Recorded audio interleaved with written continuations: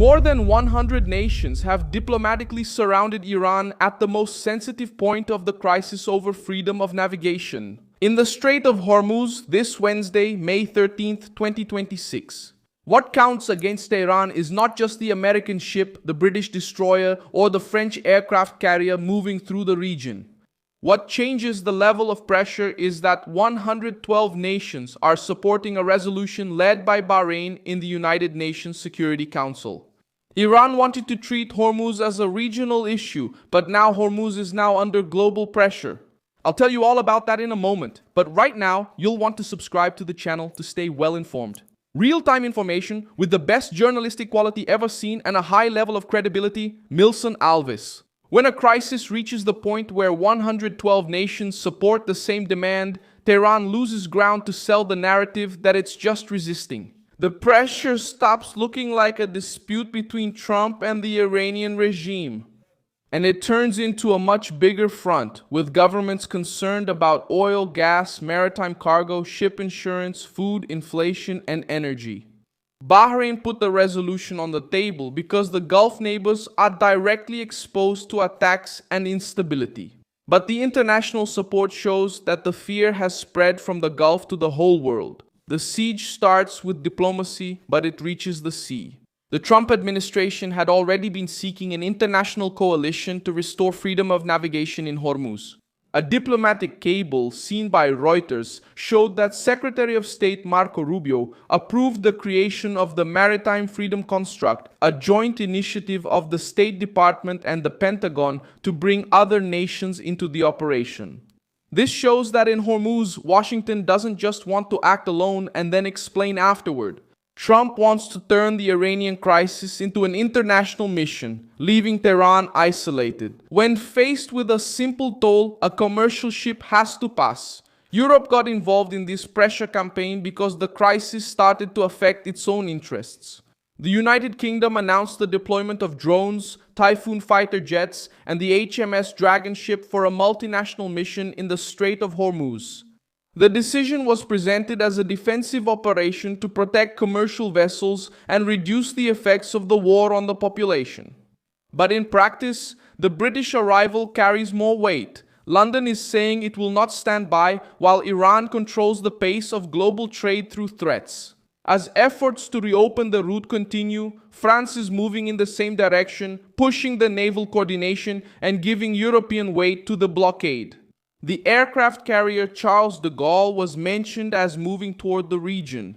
Meanwhile, the United Kingdom and France are leading talks with defense ministers to organize a response focused on navigation. In the news circulating, this movement adds to the British deployment, the movement of American assets, reports about a submarine passing through Gibraltar, and the preparation of forces to escort ships. In the Strait, the result is simple to understand. Iran, when looking at the sea, no longer sees only Washington, but also Europe, the Gulf, and dozens of nations pushing in the same direction. The most dangerous point for Iran is that even China has started treating Hormuz as a global problem. Beijing could be the most comfortable political shield for Iran because it buys energy, rivals Washington, and usually criticizes American actions. But the crisis has changed shape. A Chinese oil tanker managed to leave the Strait of Hormuz after being stuck for more than 2 months in the Gulf amid the war between the United States and Iran. The ship was carrying 2 million barrels of Iraqi oil, and Reuters reported that this was the third known passage of Chinese oil tankers through the strait since the beginning of the war. That's where Trump gains ground. He can look at Beijing and say he's not asking for a political favor against Tehran. He's demanding a basic rule for everyone. The route needs to work. If Chinese ships are held up, if cargo has to wait for weeks, if insurers raise costs, if oil tankers can only pass with informal authorization, Iran stops looking like a useful ally and starts looking like a source of losses. China doesn't need to become Trump's partner. To weaken Tehran, it's enough to treat Hormuz as an economic problem, not as an Iranian cause.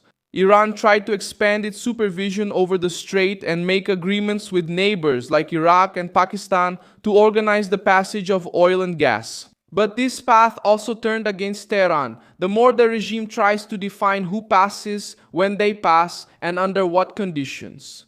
More nations join the conversation to say that a global route cannot depend on Iranian permission. This fuels international pressure and strengthens the resolution backed by 112 nations.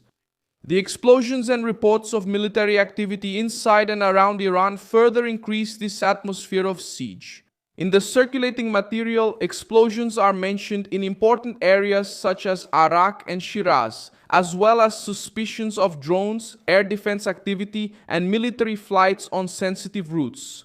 The Iranian regime has not provided a clear explanation for all these events, nor is there any reliable public confirmation about deaths and injuries in these specific incidents. This silence helps create the feeling that Tehran is being pressured from several sides at the same time. Within the territory, at sea, in diplomacy, and along energy routes, the nuclear negotiation is also part of the siege. Trump rejected an Iranian response regarding the nuclear program, especially regarding uranium enriched to 60, the transfer of part of this material to a third nation, and the refusal to dismantle facilities. The central detail is that the Iranian proposal did not convince Washington, and when a proposal doesn't convince, maritime pressure stops being just a reaction to the strait and starts serving as leverage in negotiations. Trump tightens things at sea to force concessions at the table. The new path lies in this approach. Europe didn't get involved because it turned pro-war, it got involved because Hormuz affects price, transportation, and stability. The United Kingdom doesn't deploy destroyers just to show off in photos, it acts because navigation has become a test of strength. France doesn't coordinate ministers just out of solidarity with the United States. It does so because Paris knows that a prolonged crisis in the Gulf affects energy and trade. And the 112 nations don't show up because of a diplomatic detail, they appear because Iran has turned a regional crisis into a global concern. History has already shown that maritime routes can overturn narratives when they stop being a local problem, like in 1956. The Suez Crisis proved that a strategic passage doesn't belong only to the government that's closest to it. When the canal was nationalized by Egypt, the United Kingdom, France, and Israel reacted militarily. The United States and the Soviet Union also entered the political equation. The world discovered that a passage used for energy and trade isn't limited to the map. Today, it's Hormuz. They carry that same symbolic weight. When the route is blocked, governments that aren't even in the Gulf start to move. Japan depends on imported energy and needs predictable shipping routes. India looks at oil, workers in the Middle East, and transportation costs.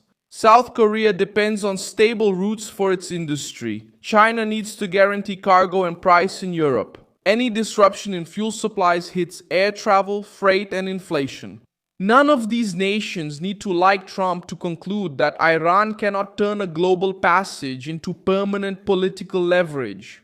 That's why the number of 112 supporters carries more weight than an isolated threat. The strength of the pressure campaign lies precisely in that.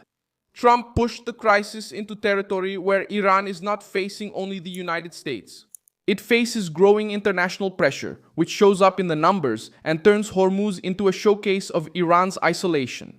I'm Milson Alves, an international affairs specialist, and my purpose is to keep you well informed with the facts every day. The news links are in the video description. Leave a like on this video, subscribe to the channel, and at the end, check out the comments so you can be even more engaged with the community. Milson Alves.